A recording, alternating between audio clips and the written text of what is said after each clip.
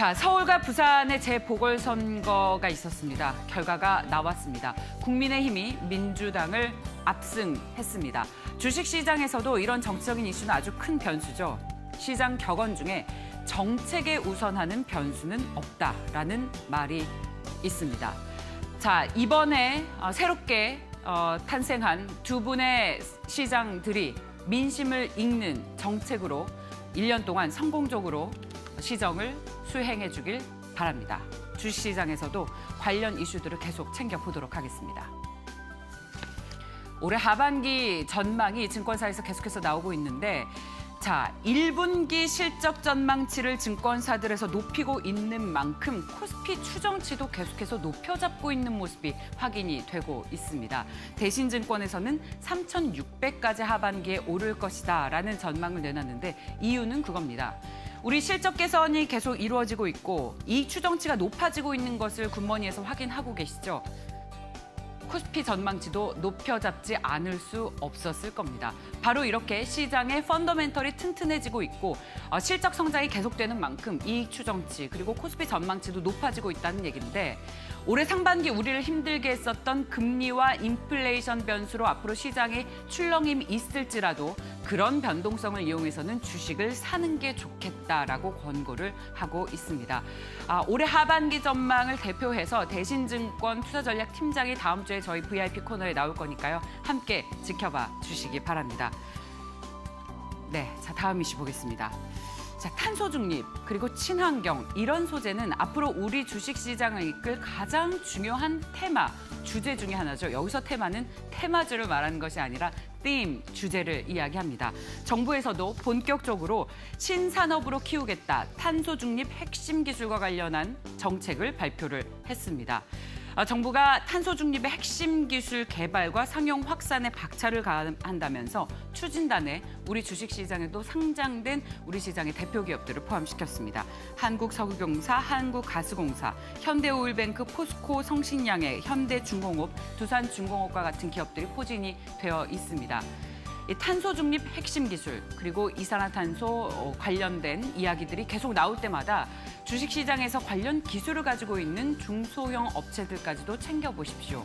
이런 것을 두고 가치 투자라고 하는데 아직 시장에서 큰 관심이 없는 기업을 미리 관심을 가지고 투자를 한다면 나중에 더 큰 수익 그리고 더 큰 보람을 느낄 수 있겠죠. 지금 시장의 키워드는 가치주입니다. 그래서 저희 VIP 코너에서도 이 가치주 투자로 대표되는 펀드 매니저들을 모실 겁니다. 한국밸류자산운용의 이채원 전 대표 잘 아시죠? VIP 투자자문의 최준철 대표도 요즘 가치주 투자를 대표하는 펀드 매니저입니다. 역시 이 두 분들 한 분 한 분 전화해서 모시느라 쉽지 않았는데 저희 굿모닝 시청자 여러분들을 위해서 주식시장이 열리고 있는 이 시간에 저희 방송에 출연할 겁니다. 꼭 지켜봐 주십시오. 그리고 가치주 펀드 매니저들은 어떤 종목에 투자하는지도 집중적으로 묻겠습니다. 다음 보겠습니다.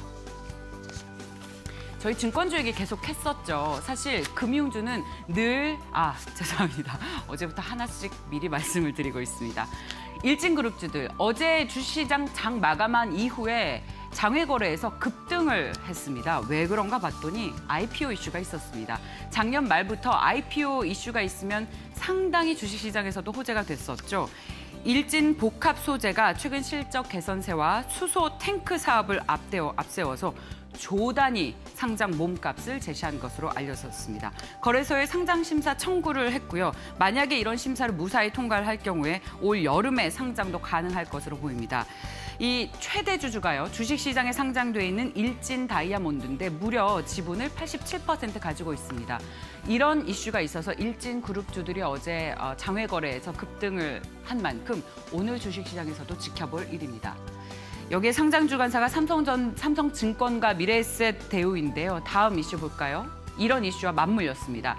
이렇게 올해 IPO 이슈가 시장의 본물을 이루면서 증권주들도 수혜를 받았습니다. 여기에 따른 수수료가 이 개선을 기여한다는 얘기인데요. 그래서 증권주들이 1분기 실적이 좋아질 것이다. 앞으로도 이런 M&A와 IPO 이슈가 계속될 것으로 보여서 증권사 실적이 계속해서 좋아질 것이다라는 리포트들이 나오고 있습니다.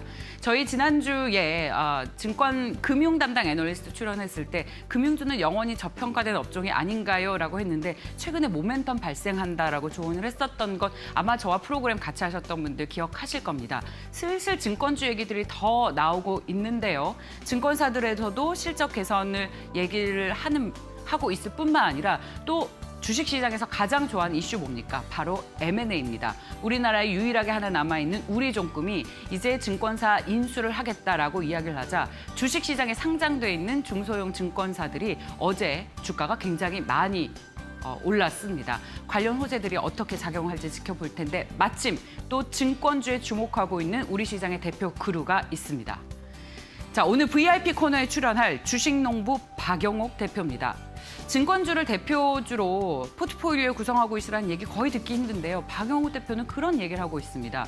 누구나 반도체 그리고 전기차 얘기를 할 때 이 박영욱 대표는 오히려 내수주를 대표주로 생각을 하고 포트폴리오에 가장 많이 담고 있어야 앞으로 수익률이 가장 많이 날 것이라는 이야기를 하고 있습니다. 저도 굉장히 솔깃했는데요. 아마 개인 투자자로서 주식 투자를 해서 수천억 원대의 자산을 일으킨 대표 주자입니다. 이분께 오늘 구체적인 전략을 듣도록 하겠습니다. 끝까지 지켜봐 주십시오. 오늘도 저희 굿모닝은 단기, 중기 그리고 장기 시황 모두 챙겨보겠습니다. 증권사 객장에서는 어떤 공략주에 주목을 하고 있을까요? 유진투자증권 챔피언스 라운지의 설영용 차장과 함께 이야기를 나눠보겠습니다. 차장님 안녕하세요. 네, 안녕하십니까? 네, 오늘의 공략주 뭡니까? 네, 전일 이슈가 되었던 2차 전지의 양극재 업체인 LNF가 어제 좀 시장에서 좀 많은 화두가 되었던 것 같습니다. 네.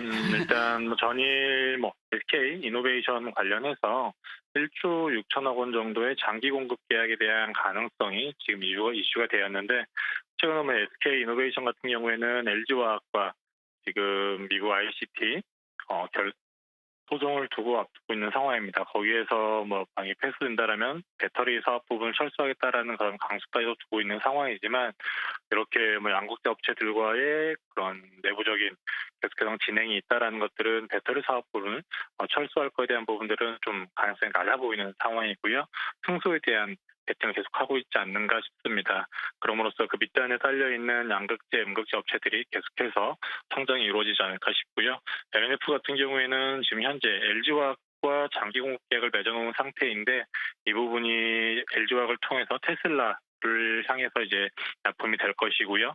SK 이노베이션 향과도 이제 장기 공급 계약을 맺으려고 하고 있는데 SK 이노베이션에게 납품한 물건들은 이제 폭스바겐 향으로 납품이 될 것으로 예상이 되고 있습니다. 그렇게 된다면은 두 메이저 전기차 업체들에게 납품을 하게 되는 것들이고 21년 말부터 전기차 모델들이 다양하게 여러 완성차 업체들에서 출시를 하게 됩니다.